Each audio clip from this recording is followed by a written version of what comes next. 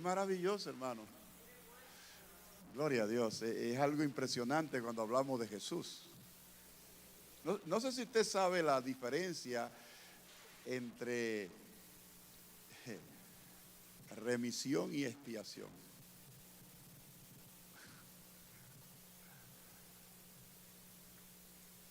Se la digo, ¿no? O la dejo ahí para otro día.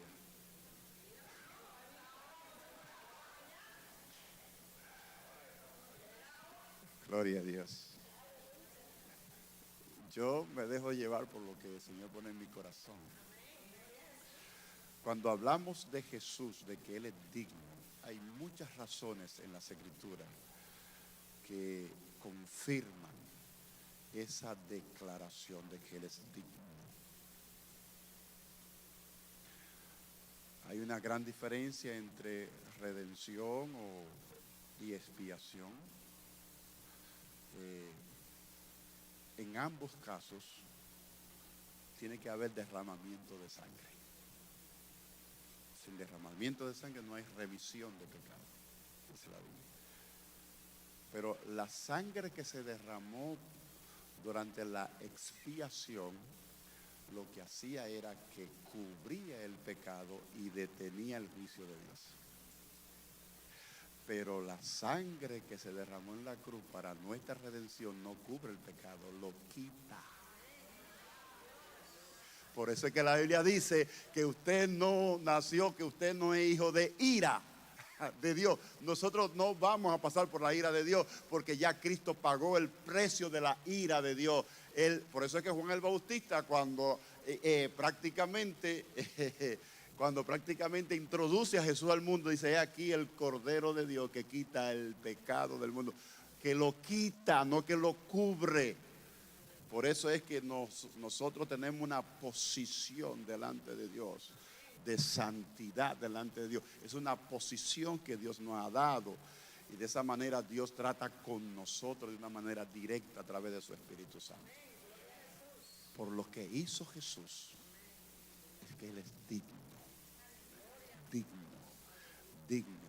Por eso canta la canción: ya no soy esclavo más del temor, yo soy un hijo de Dios. Denle un aplauso al Señor amado, gloria a Dios.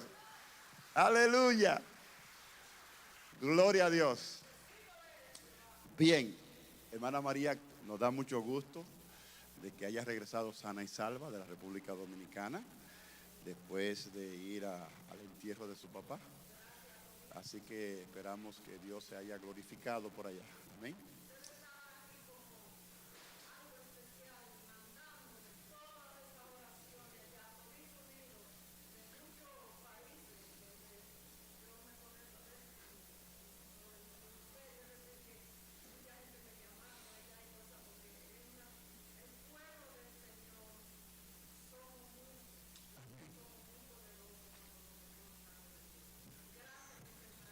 Amén.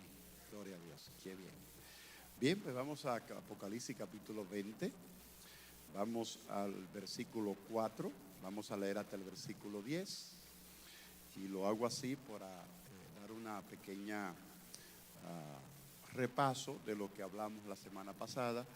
Y luego caer en el versículo 6, que fue donde nos quedamos la semana pasada. Así que pónganse de pie lo que pueden y vamos a leer Apocalipsis capítulo 20, versículo 4 hasta el 10. Dice la palabra del Señor: y vi tronos y se sentaron sobre ellos los que recibieron facultad de juzgar. Y vi las almas de los decapitados por causa del testimonio de Jesús y por la palabra de Dios, los que no habían adorado la bestia ni su imagen, y que no recibieron la marca en sus frentes ni en sus manos, y vivieron y reinaron con Cristo 1000 años. Pero los otros muertos no volvieron a vivir hasta que se cumplieron 1000 años. Esta es la primera resurrección. Bienaventurado y santo el que tiene parte en la primera resurrección.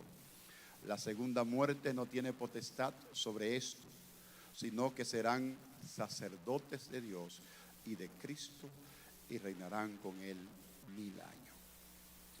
Cuando los 1000 años se cumplan, Satanás será suelto de su prisión y saldrá a engañar a las naciones que están en los 4 ángulos de la tierra, a Gog y a Magog, a fin de reunirlo para la batalla, el número de los cuales es como la arena del mar. Y subieron sobre la anchura de la tierra y rodearon el campamento de los santos y la ciudad amada, y de Dios descendió fuego del cielo y los consumió. Y el diablo que los engañaba fue lanzado en el lago de fuego y de azufre, donde estaban la bestia y el falso profeta, y serán atormentados día y noche por los siglos de los siglos. Padre, gracias nuevamente.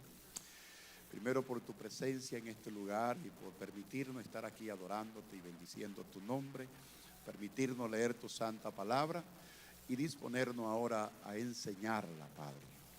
Te suplicamos que tu Espíritu Santo nos ayude en esta hora, que nos ilumine, Padre, pues yo simplemente soy el vaso, el instrumento para edificar y bendecir a tu pueblo. Oh Señor, úsame para la gloria de tu nombre, en el nombre de Jesús. Amén y amén. Bien, pueden tomar asiento. Recuerde, amados, que el estudio se vuelve interesante cuando usted participa. No solamente que yo me detenga aquí a transmitir información. Al final, pues también tenemos un tiempo para preguntas y respuestas. Bien, como usted recuerda, la semana pasada explicamos el final o la segunda parte del versículo 4, donde dice lo siguiente, y lo que voy a hacer es un repaso. Dice: y vi las almas de los decapitados por causa del testimonio de Jesús y por la palabra de Dios, los que no habían adorado a la bestia ni aun su imagen, y que no recibieron la marca en sus frentes ni en sus manos, y vivieron y reinaron con Cristo 1000 años. Una de las preguntas que hicimos es: ¿quiénes son estos decapitados? ¿Quiénes son estos decapitados? Bueno, para entenderlo, yo le dije que teníamos que leer o acudir al capítulo 6 de Apocalipsis, especialmente los versículos 9 y 11, donde allí se habla cuando se abre el quinto sello. Juan relata que cuando abre el quinto sello, dice que vio las almas debajo del altar de los mártires, de los que habían muerto por causa de la palabra de Dios y del testimonio de Jesucristo. Ellos le hacían una petición a Dios y le decía: ¿hasta cuándo tú vas a vengar nuestra sangre? Dios le dijo: todavía no es tiempo, tiene que esperar un poco más. Lo vistieron de blanco, descansen, reposen y esperen un tiempo. Y volvieron a decirle: ¿pero hasta cuándo? Entonces, ¿hasta cuándo? Pues Dios entonces le da la respuesta ahí mismo, y le dice que hasta que se complete el número de los consiervos que han de morir igual que ellos, es decir, de un número hasta que se complete el número de los que han de morir martirizados. Entonces, esos son los que mártires que murieron en la primera mitad de la tribulación, los primeros 3 años y medio de los 7 años de la tribulación. Son esas almas que están debajo del altar cuando se abre el quinto sello que Juan vio en el capítulo 6 de Apocalipsis. Entonces, ¿quiénes son estos del capítulo 4, del versículo 4 que estamos tratando? Ellos son el otro grupo que faltaba para completar el número de los mártires del primer grupo.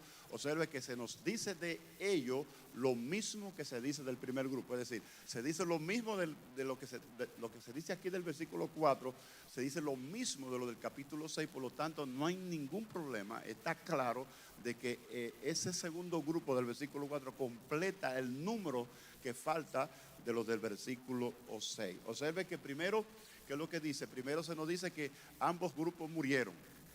Versículo 6, el capítulo 6, 9 dice, vi las almas de los que habían sido muertos. Y Apocalipsis 24 dice, vi las almas de los decapitados. Es decir, decapitados obviamente significa que murieron también. Los otros murieron y estos murieron. Y también se nos dice que ambos murieron por la misma razón o la misma causa. Apocalipsis 6:9 dice que murieron por causa de la palabra de Dios y por el testimonio que tenían. Obviamente se refiere al testimonio de Cristo. Y Apocalipsis 24 dice que este segundo grupo fue decapitado por el testimonio de Jesús y por la palabra de Dios. Se fija que murieron por la misma causa, por la palabra de Dios y el testimonio de Jesucristo. Así que no hay ninguna duda que se trata de dos grupos que se unen y completan un número para que se complete una profecía que se estableció en el capítulo 6. Ahí. Ahora, la palabra decapitado, yo dije que es una palabra en el griego que se convirtió en un término genérico para la ejecución. Es decir, no importa si le cortaban la cabeza, si era espada o lo descuartizaban, como quiera le decían decapitado, porque era un término genérico para la ejecución de aquello que en vez de adorar la bestia o dejarse marcar, preferían entregar su vida por el testimonio y la palabra del Señor. Y obviamente le decían el término decapitado para describir que fueron mártires que dieron su vida por la palabra y el testimonio del Señor. Amén. Ahora, ¿qué es lo más importante que se nos dice de estos mártires? Bueno, lo más importante que se dice es, y vivieron y reinaron con Cristo, ¿qué? 1000 años. Ahora, cuando dice que vivieron y reinaron, significa que su cuerpo se levantaron para volver a vivir. Es decir, que resucitaron en cuerpo y alma. Y eso es fácil de verificarlo porque el versículo 5 de ese capítulo dice, pero los otros muertos no volvieron a vivir. Los otros muertos no volvieron a vivir. Pero estos mártires, lo que está diciendo, volvieron a vivir. No volvieron a vivir hasta que se completaron 1000 años. Los otros muertos se refiere a los impíos, pero ellos que dieron su vida por el Mesías volvieron a vivir. Ahora, ¿cuándo sucederá esto que volverán a vivir esos mártires? Tanto los de la primera mitad como los de la segunda mitad van a volver a vivir cuando Cristo regrese por segunda vez a establecer su reino milenial al final de los 7 años de la tribulación, cuando Él regrese por segunda vez. Así que los grupos de los dos grupos de los mártires se consideran parte de la primera resurrección.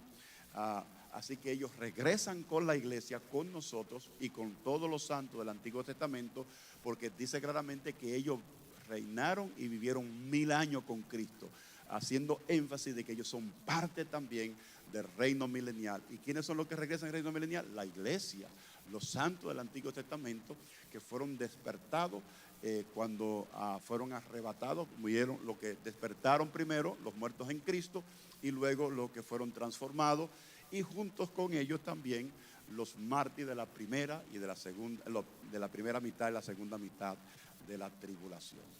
Amén. Lo segundo que nosotros hablamos fue la primera resurrección. Eso fue el segundo punto que tocamos la semana pasada. Apocalipsis 25 dice, pero los otros muertos no volvieron a vivir hasta que se cumplieron 1000 años. Esta es la primera resurrección. Ahora, el punto de interés en este versículo es lo que dice con relación a un grupo específico identificado aquí como los otros muertos. Observe muy bien. Una de las cosas que yo dije y que dijimos, recuerde que estoy haciendo un resumen, un repaso, ¿quiénes son y qué pasará con ellos? Eso a lo que se refiere a los otros muertos, los otros muertos, ¿quiénes son y qué pasará con ellos? Ahora, una de las cosas que yo expliqué, dice que la expresión exacta es, pero los otros muertos. El pero es indicativo de que se está haciendo ¿qué? Está haciendo un contraste entre dos grupos que experimentaron lo mismo. ¿Qué experimentaron? La muerte.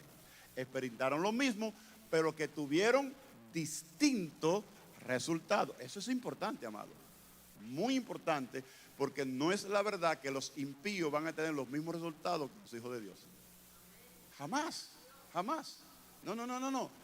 Todos van a morir, pero no todos van a tener el mismo resultado. Solo cuando hay un contraste aquí entre dos grupos, los otros muertos y los mártires de esta segunda mitad de la tribulación, ambos murieron, pero tienen resultados distintos. Y obviamente que con ese pero Juan está haciendo un contraste. Ahora, de acuerdo al contexto, el primer grupo son todos los mártires de la tribulación que ya explicamos, que murieron por la palabra y el testimonio y por no dejarse marcar y adorar a la imagen. Y el otro grupo que Juan le hace referencia son todos los pecadores e incrédulos. ¿Quiénes son? Son todos los pecadores e incrédulos de toda la era que rechazaron a Dios, es decir, los otros muertos. A eso que se refiere, esos son ellos. Ambos grupos murieron físicamente, pero el primer grupo de los mártires de la tribulación resucitaron y reinaron con Cristo 1000 años. El segundo grupo, los no salvos, ese segundo grupo son los no salvos de toda la época, identificado aquí como los otros muertos. Dice claramente que no vivieron, no volvieron a vivir hasta que se cumplieron 1000 años, es decir, no participaron de la primera resurrección. Recuerden que estamos hablando de la primera resurrección. Los mártires participaron de la primera resurrección. Los otros muertos, que son los pecadores, los no salvos, no participan de la primera resurrección, porque la primera resurrección es para vida eterna, amén, no para condenación. ¿Y qué pasa entonces con cuando se dio la primera resurrección y esos pecadores no volvieron a vivir? Bueno, van a estar ahí 1000 años. Ellos están en un lugar que se llama Hades. Recuerde que el Seol es donde van todos los muertos, y antes de la resurrección de Cristo, el Seol está dividido, el Hades y lo que era el seno de Abraham. La historia, Lucas 16, la historia de rico y Lázaro. Usted puede darse cuenta que el rico fue al Hades y el otro fue al seno de Abraham, o el paraíso. Cuando Cristo resucitó, que murió, fue y se llevó el paraíso hasta el tercer cielo. Dice Pablo que lo visitó allá arriba, ¿verdad? Y entonces los que mueren están en el Hades, que es un lugar de tormento. Luego usted va a ver que en Apocalipsis capítulo 20, aquí versículos 11 y 15, el Hades tiene que entregar a esos muertos en el gran juicio del gran trono blanco. Amén. Que lo vamos a mirar la semana que viene. No se me perdieron, ¿verdad? Están aquí conmigo. Ok, muy bien. Entonces, cuando se cumplan 1000 años, el poder de Dios va a hacer que los cuerpos que se desintegraron aquí en la tierra, de esas almas que están en tormento, ya sea en un sepulcro, ya sea en el mar o en cualquier parte, el poder de Dios va a hacer que ese cuerpo desintegrado se una nuevamente para recibir un cuerpo apropiado, para recibir esa alma, para luego ser juzgado delante del trono blanco y finalmente ser arrojado al infierno. Amén. Pero no quiero hablar mucho de eso, porque eso vamos a hablar la semana que viene, si el Señor lo permite, del juicio delante del gran trono blanco. Ahora, la Biblia habla claramente de dos tipos de resurrección. Usted puede ver en Juan 5:29, Daniel 12:2, Hechos 24:15, habla de la resurrección para vida. Esa se llama la primera resurrección, y la resurrección para condenación, que le llamamos la segunda resurrección. Aunque usted no va a encontrar la palabra segunda resurrección, va a encontrar la segunda muerte, que se refiere obviamente a la segunda resurrección, que es para muerte, separación completa y total de Dios. Ahí puede ver los versículos bíblicos que hablan claramente de la resurrección para vida y la resurrección para condenación. Alabado sea Dios. Esos fueron los puntos que nosotros estudiamos. Lo más sobresaliente de la semana pasada. ¿Alguna pregunta, algún comentario? Sí, hermana.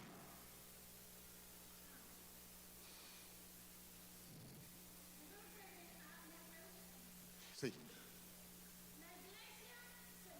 Sí, señor. Sí. Sí.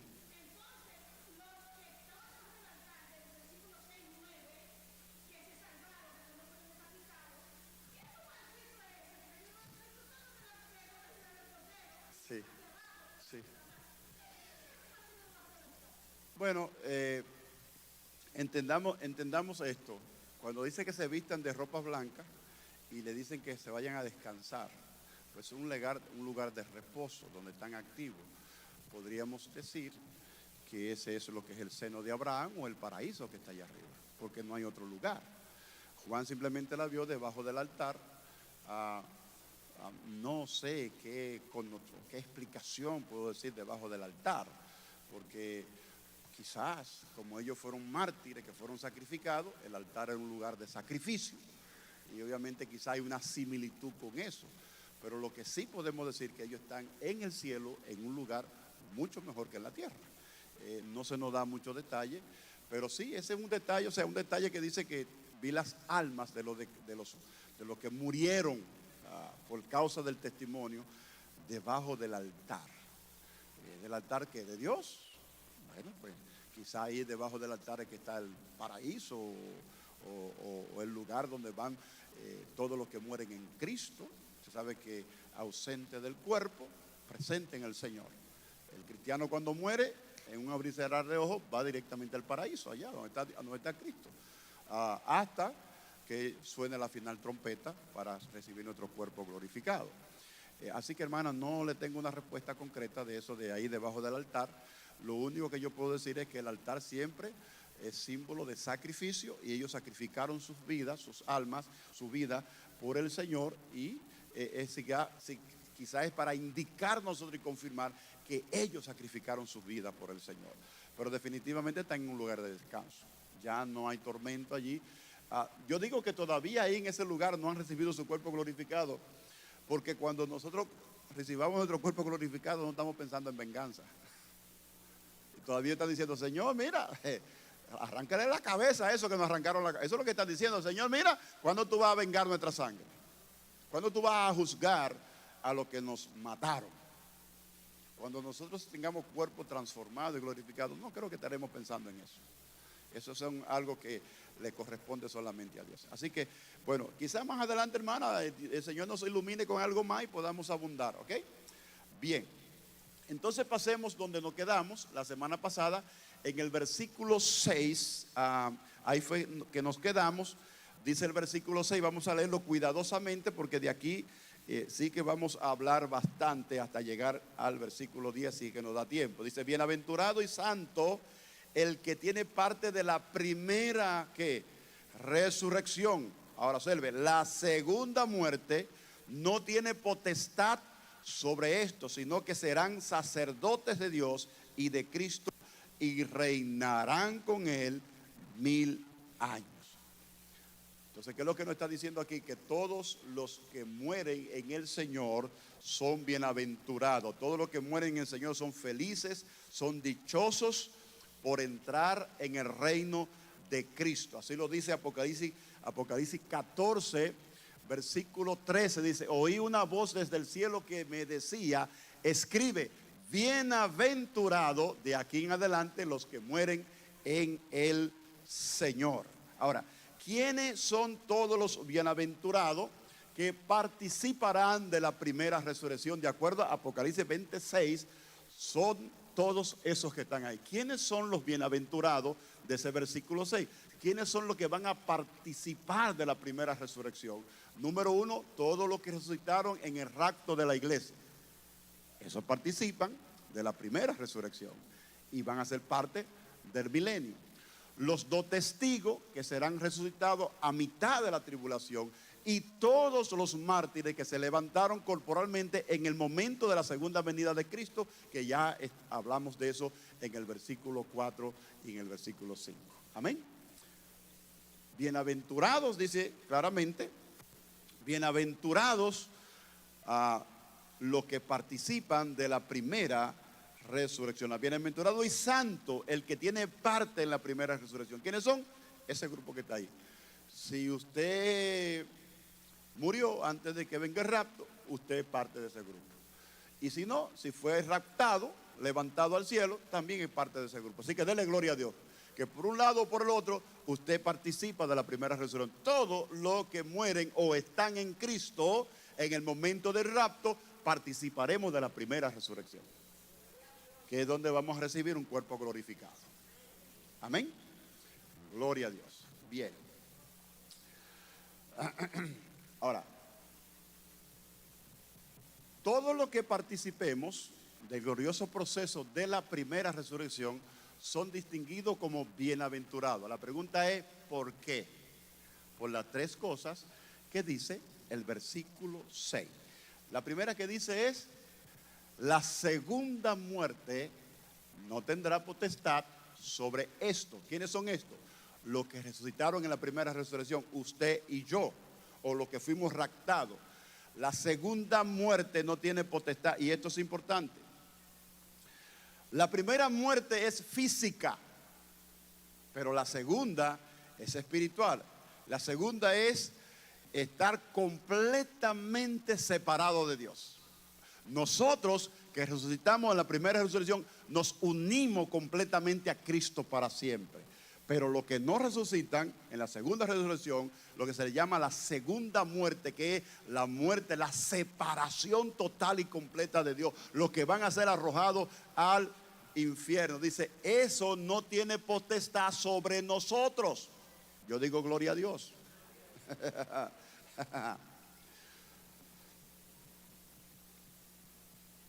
Y obviamente eso va a suceder, como dije yo, después que pasen los 1000 años. Y inmediatamente después va a venir el juicio ante el trono blanco. Observe esto, muy importante. Perdón, déjeme darle un poquito para atrás. Si usted busca ahí en Apocalipsis 21, ahí mismo, mire la página en su Biblia. No lo puse ahí en el slideshow. Apocalipsis 21, verso 8. ¿Alguien lo lee para que se anime? 21:8, Apocalipsis 21:8, alguien lo lee así con voz fuerte.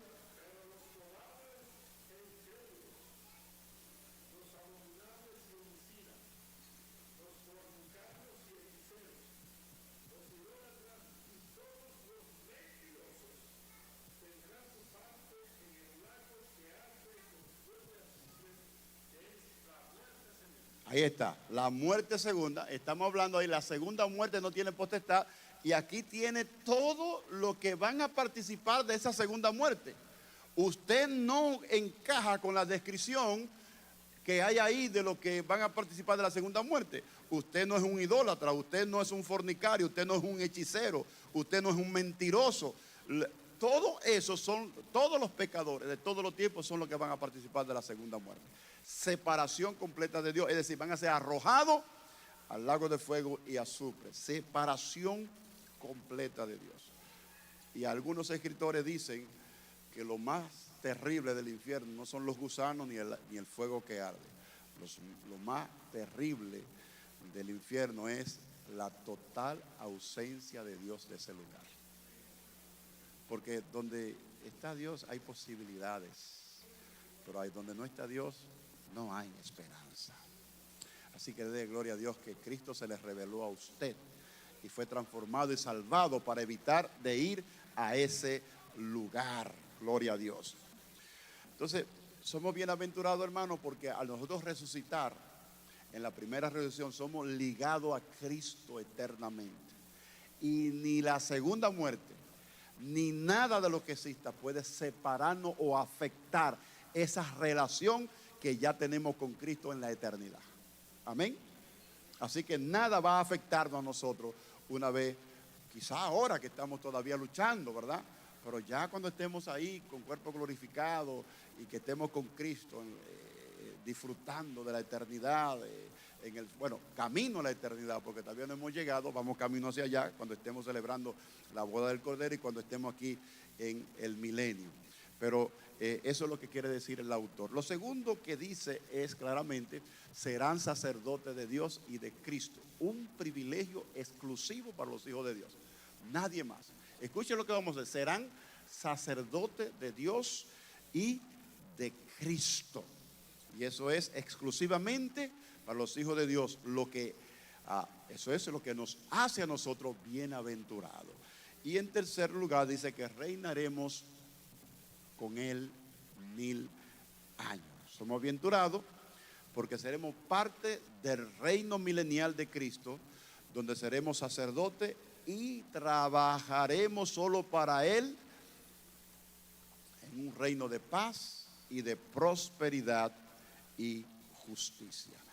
Si usted quiere tener más información sobre el milenio y lo que va a pasar en ese reino, le aconsejo que lea el capítulo 65 del libro de Isaías, especialmente los versículos 18 al 25. Ahí hay una profecía que incluye el reino temporal de los 1000 años, pero también habla del reino eterno. Y compárelo con Apocalipsis 24 al 6 y Apocalipsis 21, 1 al 8. El 21, 1 al 8 ya estamos hablando de la eternidad. En el 4 todavía estamos en el milenio. No hemos pasado a la eternidad, aunque tenemos cuerpo glorificado, pero la eternidad pasará cuando descendamos con la Nueva Jerusalén. Repito, el cielo no es nuestro destino final. La gente cree que los cristianos vamos a ir al cielo y allí vamos a vivir para siempre. Pues no, el cielo no es el destino final de un cristiano. Es la santa ciudad, la Nueva Jerusalén, que trataremos en el capítulo 21. Ahora, en este punto, amado, yo tengo que decir que solo nos resta dos partes importantes de Apocalipsis para cubrir o para terminar el libro. Esas dos partes están Apocalipsis 20, que vamos a entrar ahora del versículo 7 hasta el capítulo 22, versículo 5, donde trata del juicio final y la santa ciudad. Y luego la otra parte son los versículos 6 al 19 del último capítulo de Apocalipsis, donde vamos a tratar el último mensaje de la Biblia. Escuchen lo que dije. No es el último mensaje de Apocalipsis, es el último mensaje de la Biblia. Y lo vamos a describir, lo vamos a meter ahí, porque ahí hay muchas palabras de sabiduría. Amén. Y solamente nos faltan esos dos. O sea, ya prácticamente estamos casi del otro lado, terminando el capítulo 20. Ya la semana que viene esperamos terminarlo con el juicio ante el trono blanco, para entonces entrar en el maravilloso capítulo 21, donde vamos a hablar de la nueva ciudad, la santa ciudad, la Jerusalén. Amén. Así que vamos entonces a entrar ahora a hablar de el fin de los 1000 años. Sí, hermanas. Sí, hermanas. No, tranquila.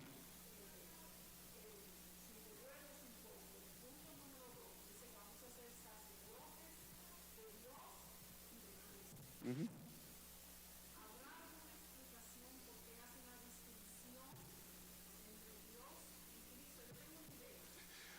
Bueno, lo que se me ocurre, hermana Quisme, es que durante el milenio Cristo va a establecer su reino milenial aquí en la tierra y le estaremos sirviendo a Cristo, a ese Cristo que murió en la cruz del Calvario. Sabemos que el Padre, el Hijo y el Espíritu Santo son uno, y el Padre que estará en el cielo, obviamente, en sus funciones como el Padre eterno, y obviamente Cristo estará aquí en la tierra. Entonces, por eso dice que seremos sacerdotes de Dios y de Cristo. Pero al final de la cuenta es lo mismo. Lo único que vamos a estar en dos dimensiones, en el cielo y en la tierra. Y eso tiene muchas implicaciones, hermana Quisme, porque significa que si vamos a ser sacerdotes aquí en la tierra con Cristo como nuestro, ¿verdad? Rey y Dios, entonces tiene que haber un tráfico del cielo a la tierra. ¿Verdad que sí? El Señor me quiere ir de vacaciones allá un ratico al cielo y ¡fum! Allá nos vamos. Y de ahí, no, maravilloso. Millones y una vueltecita en el espacio. Y nosotros gratuitamente vamos a subir y a bajar. O sea, eso tiene mucho sentido, ¿verdad que sí? Esas son las maravillas que Pablo dice que nos esperan a nosotros, a los hijos de Dios. Cosas inefables, porque los científicos siguen investigando a ver cómo podemos transportar a la materia de un lugar a otro, ¿verdad? Que desaparezca de un lugar y aparezca en otro lugar. Eso ya Dios lo tiene inventado hace años.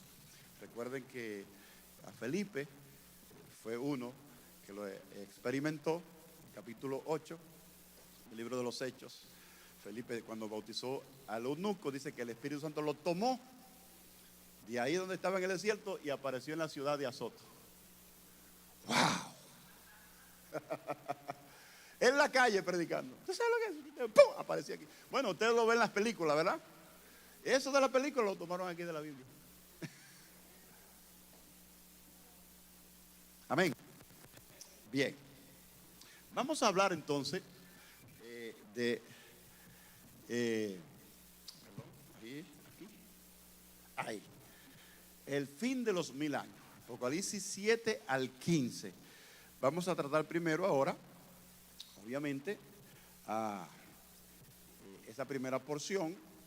Ahora, toda esa porción de ahí del 7 al 15 nos relata lo que acontecerá inmediatamente después que pasen los 1000 años.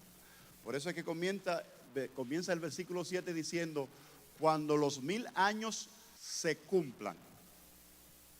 Ya de ahí podemos hablar de que esa es una afirmación de nuestra posición teológica, de que el milenio es un reino físico literal aquí en la tierra. Cuando los 1000 años se cumplan, es decir, cuando el reino de paz y de prosperidad y de justicia bajo el mandato del Mesías aquí en la tierra concluya, entonces va a comenzar otra era. Termina el milenio para dar paso a una era que se llama post-milenio, para que el plan de Dios con el resto de los humanos aquí en la tierra pase a su etapa final. Escuchen lo que estoy diciendo, porque de ahí es muy, muy importante para que entiendan lo que vamos a hablar. Cuando se cumplan los 1000 años, termina esa era de los 1000 años y pasa a la era postmilenial. Y vamos a hablar de ese periodo postmilenial ahorita, dentro de un rato. Esa postmilenio es una nueva era que da paso para que el plan de Dios con el resto de la humanidad de la tierra pase a su etapa final. Cuando hablo de la etapa final me estoy refiriendo a esa batalla que vamos a hablar dentro de un momento que se llama de Gog y Magog. De Gog y Magog. Amén. Muy bien. ¿Están aquí conmigo? No se me asusten todavía. Muy bien. ¿Qué es lo que primero que va a suceder cuando se cumplan los 1000 años? ¿Qué es lo primero que sucede? Cuando pasen los 1000 años, lo primero que se nos dice es que acontecerá es que Satanás será suelto de su prisión, dice claramente ahí. Cuando los 1000 años se cumplan, Satanás será suelto de su prisión. ¿Y qué es esto? Bueno, eso es sencillamente el cumplimiento de una profecía que se dijo aquí al principio del capítulo 20, el versículo 3, cuando apenas empezó el milenio, dijo que una vez que Satanás fue arrojado al abismo, dice, y luego que pasen los 1000 años, será suelto por un breve tiempo, por corto tiempo, ¿verdad? Entonces dice obviamente que lo primero que sucede es que Satanás será soltado, será liberado de su prisión. Y después que Satanás está literalmente 1000 años en esa prisión donde no puede hacer maldad ni nada, cuando salga de ahí, ¿qué es lo que usted cree que va a salir? ¿A arrepentirse? ¿Sale qué? A vengarse. Porque recuerde que en él no hay ninguna palabra de bien, no hay ninguna actitud ni característica. Es el padre de la mentira. Y dice, ahora yo tengo que salir a vengarme por haberme encerrado 1000 años aquí. Y dice claramente ahí que él va a salir a encabezar el último movimiento de los rebeldes que le nacieron a los creyentes que entraron en el reino milenial al comienzo. Ahora, cuando dice que Satanás va a ser suelto por un breve tiempo o por corto tiempo, no podemos ni siquiera especular qué tiempo se refiere un corto tiempo o poco tiempo. Dice claramente el versículo 3, para ser más exacto, dice así, y lo arrojó al abismo y los encerró, y dice después que pasen los 1000 años, y después de esto debe de ser desatado por un poco de tiempo. Bueno, no se nos da ningún detalle sobre ese tiempo. Ni siquiera podemos especular. Pero yo pienso, o sea, no podemos pensar si es días, años, meses, Pero yo pienso que debido a que Satanás no es Dios y debido a que Satanás tiene que andar la tierra, no puede estar en diferentes lugares al mismo tiempo, y él tiene que salir a engañar a los reyes de la tierra, a las naciones, y van a haber muchas naciones y van a haber muchos reyes, por lo que eso le tomará un largo periodo de tiempo. ¿Verdad que sí? Recuerde que en Job, cuando Dios le pregunta ¿de dónde viene? De rodear o de andar la tierra. Entonces, de la misma manera, él va a tomar tiempo, y no solamente en el término de ocupar o de, ¿cómo se dice?, una distancia geográfica ¿verdad? De abarcarla, sino también de convencer, porque tienen que engañar. Y cuando estamos saliendo de un reino milenial de paz y de justicia, donde todo es prosperidad, donde todo se te ha hecho fácil, y que ahora venga alguien a sacarte de ese confort, a él no se le será fácil engañar. No sé si me explico. Entonces, creo que le va a tomar un tiempo, pero no podemos determinar si son meses, si son años, porque Dios dice un corto tiempo. Bueno, un corto tiempo para nosotros es un día. Eso es un corto tiempo. Para Dios un día es como 1000 años, y 1000 años como un día. Por lo tanto, no podemos descifrar y decir que la era postmilenial va a durar X tiempo. Lo que sí nos dice es que la era milenial va a durar 1000 años. Pero la postmilenial no nos dice exactamente qué tiempo va a transcurrir desde que Satanás es liberado del abismo al tiempo de la batalla de Gog y Magog, donde desciende fuego del cielo y Satanás es apresado y arrojado al infierno. No se nos dice ese tiempo. Esa es otra pregunta que solamente tienen su respuesta el día que lleguemos a ese momento. Amén. ¿Están aquí conmigo? Bien. Lo segundo que pasará, obviamente, una vez Satanás sea liberado, es que irá a engañar a las naciones. El versículo 8 lo dice claramente: y saldrá a engañar a las naciones que están en los 4 ángulos de la tierra, a Gog y a Magog, y a fin de reunirlo para la batalla, el número de los cuales es como la arena del mar. Bien, sabemos que desde Génesis, el arma más poderosa que Satanás ha utilizado contra la humanidad es el engaño. Todo lo que Satanás ha logrado en esta tierra, todo desde Génesis ha sido en base a ¿qué? Al engaño. Y cuando usted lee este pasaje, ve que la palabra engaño aparece varias veces. Cuando aparece varias veces es para que entienda que lo único que Satanás sabe hacer es engañar. Y eso es el arma que va a usar, su arma más poderosa contra los reyes de la tierra en ese tiempo, para engañarlo y convencerlo de que deben ir a esa batalla de Gog y Magog. Ahora, cuando dice los 4 ángulos de la tierra, observe que dice los 4 ángulos de la tierra, eso para indicarnos a nosotros que de parte de Dios, Satanás va a tener acceso a todo el territorio o a todo el planeta de la tierra, sobre todos los reyes. Dice, los 4 ángulos de la tierra es que tiene acceso a todos los reyes, a todas las naciones. Va a tener acceso de llegar a donde ellos.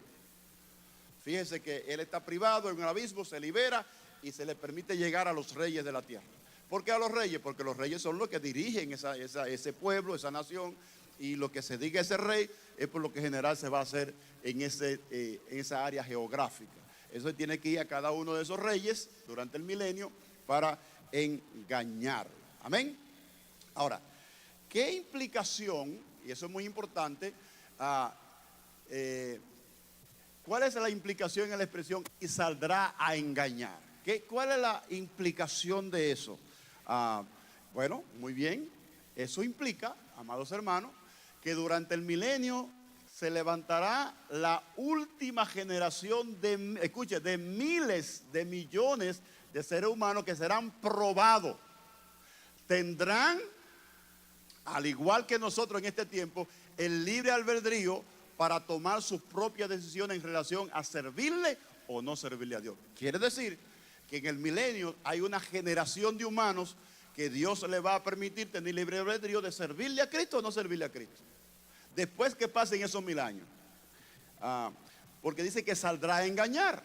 Y si saldrá a engañar, quiere decir que las personas tendrán su propia voluntad de decidir si se someten al gobierno de Cristo o se rebelan contra el gobierno de Cristo o se someten al engaño que Satanás le está ofreciendo. Eso es importante que lo entendamos, y más ahora lo que voy a explicar. ¿Por qué sucederá eso? Bueno, recordemos, según los expertos en escatología, habrá 3 grupos de habitantes en la tierra. Número 1, los que resucitaron, los que se fueron en el rapto y los mártires que salieron de la gran tribulación y que recibieron un cuerpo glorificado. Estos no se reproducirán, son los de la primera resurrección, lo que explicamos ahorita. Ese es el primer grupo. Nosotros, los cristianos, los que nos fuimos en el rapto o los que morimos y fuimos resucitados, que recibimos un cuerpo glorificado, no nos vamos a reproducir. Ese es el primer grupo de habitantes aquí en la tierra. Recuerde que Israel preguntó que cuál era nuestra relación con los humanos, los pecadores que aquí en la tierra. Bueno, como Jesús se comunicó con sus discípulos cuando tenía su cuerpo glorificado, habló, enseñó, comió pescado y hizo muchísimas cosas, apareció, desapareció. Esa va a ser nuestra relación con los pecadores. Entonces, nosotros estaremos ahí. Ese es el primer grupo. No nos reproducimos porque dice que cuando nosotros resucitemos seremos igual a los ángeles, que no nos casaremos ni nos reproduciremos de esa manera. Seremos sacerdotes para Dios y reinaremos y gobernaremos con Cristo aquí en la tierra durante 1000 años. Amén. Ok. El segundo grupo son los judíos y gentiles que se salvaron después del rapto, es decir, que sobrevivieron a la gran tribulación. Estos son humanos que se seguirán reproduciendo. ¿Sabe que quedarán gente aquí? Recuerde que durante la gran tribulación, los últimos 3 años y medio, la iglesia ¿dónde está? ¿Y con quién es que Dios trata? Con los judíos. La angustia de Jacob, habla de eso Daniel, Jeremías, habla de eso. La angustia de Jacob habla de la persecución más terrible, donde millones de judíos van a morir, pero millones también se van a salvar porque van a aceptar al Mesías y no van a recibir cuerpos glorificados, sino que se van a reproducir aquí en la tierra. Amén. Ese es el otro grupo. Entonces, el tercer grupo son los hijos del grupo número 2. Será una generación de miles de millones de humanos. ¿Por qué? Es muy fácil. ¿Por qué van a haber miles de millones de humanos en esos 1000 años? Bueno, número 1, dice Isaías 65 que el niño morirá de 100 años. El niño, escuche, ¿y qué edad tiene el niño? 90. ¡Wow! Yo me imagino que vamos a volver a los tiempos de Noé, donde el anciano va a morir de 500 años. Y todavía, imagínense, Noé a los 600 años siguió engendrando hijos. Adán. Entonces, si el niño va a morir de 100 años y va a haber paz y el león va a apacentar con el cabrito y todas esas cosas, quiere decir que las enfermedades serán mínimas, las muertes serán mínimas. Y eso va a permitir que se reproduzca de una manera, no va a haber que perdí el bebé en el embarazo, que nació muerto, nada de esas cosas va a pasar, porque es un reino de justicia y de paz, de prosperidad. Está profetizado así en la Biblia. Por lo tanto, tenemos que entender que se van a reproducir. Si en 230 años esta nación ha alcanzado los 410 millones de habitantes, en 230 años, ¿cuánto en 1000 años? Y con las condiciones que estamos describiendo ahora, se estima que posiblemente a toda esa gente que va a morir, el 25%, el 33% en la gran tribulación, que va a reducir la población mundial a la mitad, en el milenio se va a duplicar la cantidad que había en la tierra antes que nosotros estábamos. Y por eso es que dice que es un ejército como la arena del mar, lo vamos a ver ahora. Y se van a reproducir. Entonces, al grupo número 2, como nosotros estamos aquí ahora mismo, podemos ser tentados y engañados por Satanás. La Biblia lo dice, que aún los escogidos serán engañados. Entonces, Quiere decir que ese grupo 2 y 3 son los que tienen que enfrentarse al engaño de Satanás de decir sí o no. ¿Sí o no? Y tú sabes cómo es la juventud, que empieza a decir, estos viejos anticuados, ya con la misma cosa, hay que cambiar todo esto, y empiezan por ahí, y se mete ese espíritu de engaño y de mentira, y ahí viene entonces el abandono de someterse a Cristo. Amén. Ese grupo será probado. Ellos tienen libre albedrío y tendrán que tomar la decisión. Ahora, y obviamente dice que ellos van a tener esa decisión, Satanás lo va a engañar y se va a formar un ejército que dice que son como la arena del mar para la batalla final contra Dios. En esa batalla, Juan menciona un nombre del cual se dan muchas interpretaciones. Se conoce como la batalla de Gog y Magog. La pregunta es, ¿qué realmente significa ese nombre de Gog y Magog? Muy bien.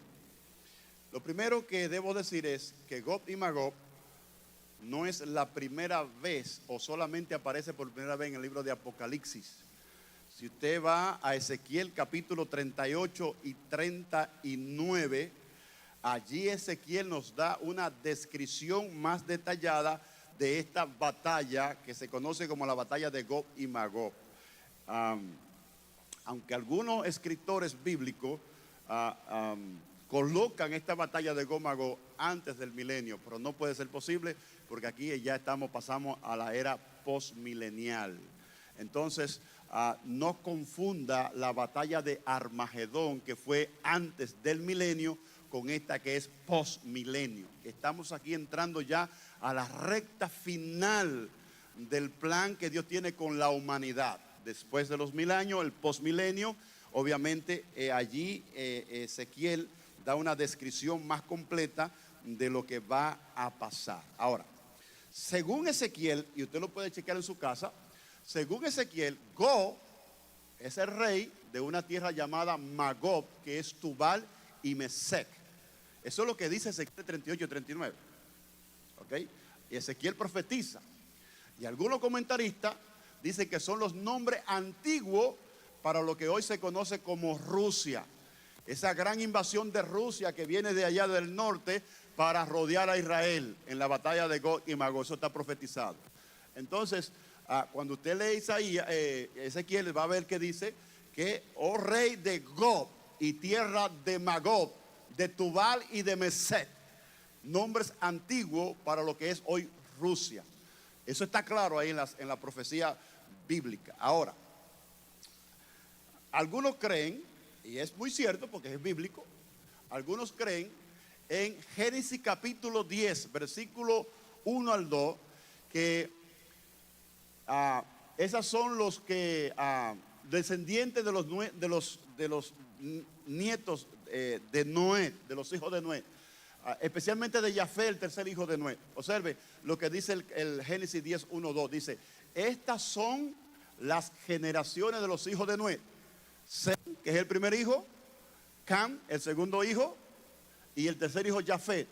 Okay. A quienes nacieron hijos después del diluvio. Recuerde que después del diluvio, los 3 hijos de Noé fueron los que se encargaron de repoblar toda la tierra. Entonces aquí dice en específico, los hijos de Jafet, ¿cómo se llaman?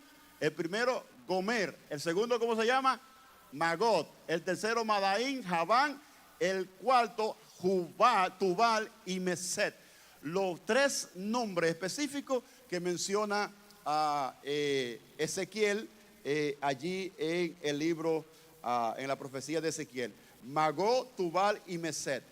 Ahora, ¿qué es lo que pasa con estos nombres? Bueno, especialmente Magog fue uno de los que se rebeló contra Dios y formó un reino. Y al pasar el tiempo y a seguir poblando la tierra, y cuando usted hace un estudio del libro de Génesis, especialmente cuando se repobló la tierra, usted se va a dar cuenta que específicamente los descendientes de Jafet cogieron hacia el norte lo que es esa área de Rusia para allá. Por eso es que habla de Magog, Tubal y Mesec, para hablar de lo mismo. Y obviamente pues estas esos hijos formaron naciones que se rebelaron contra Dios.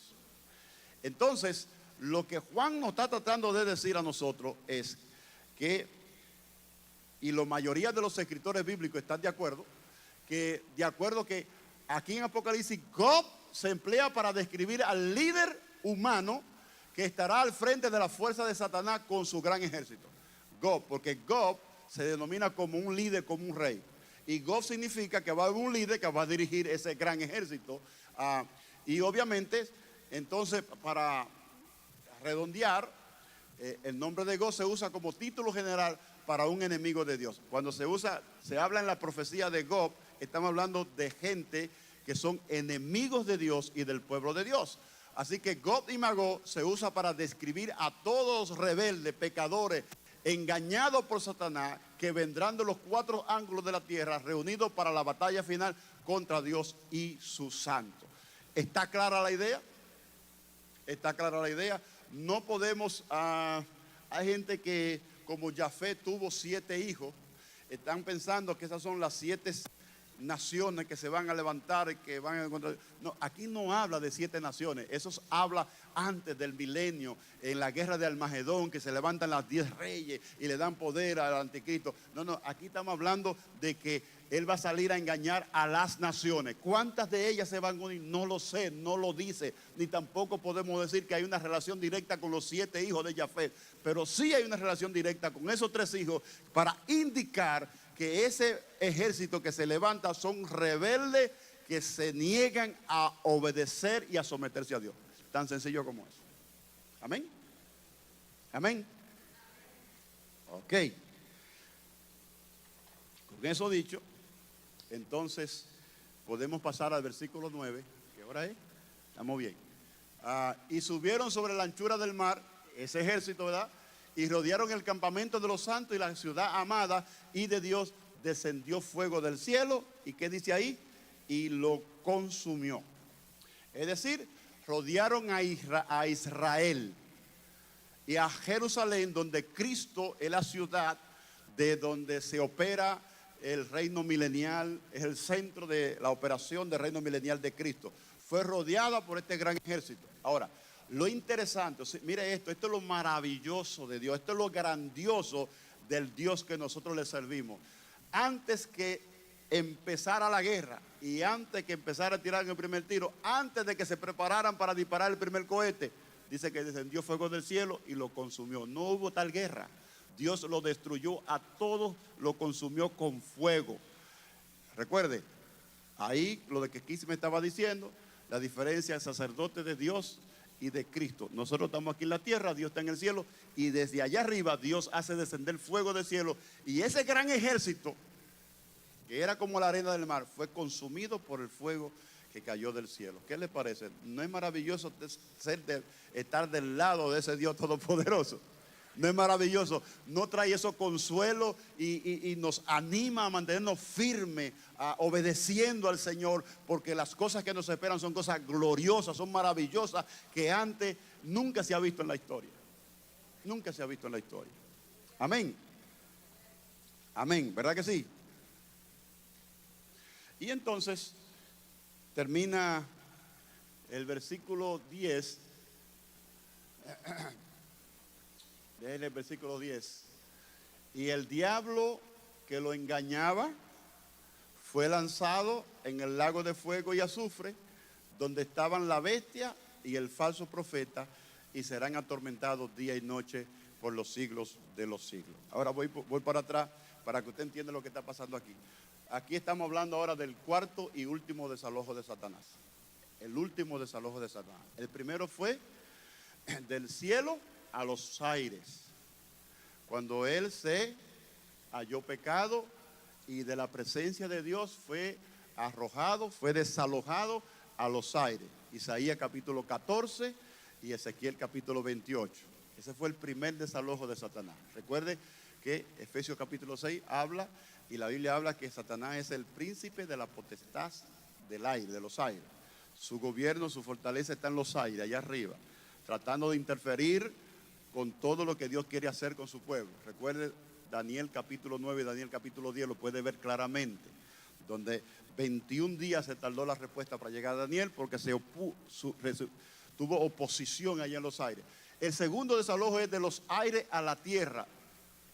Apocalipsis capítulo 12 lo puede ver claramente. Ahí está Miguel y sus ángeles peleando con Satanás y se fue arrojado a la tierra. Y sale a la tierra a perseguir a quién? A los santos, especialmente a los judíos.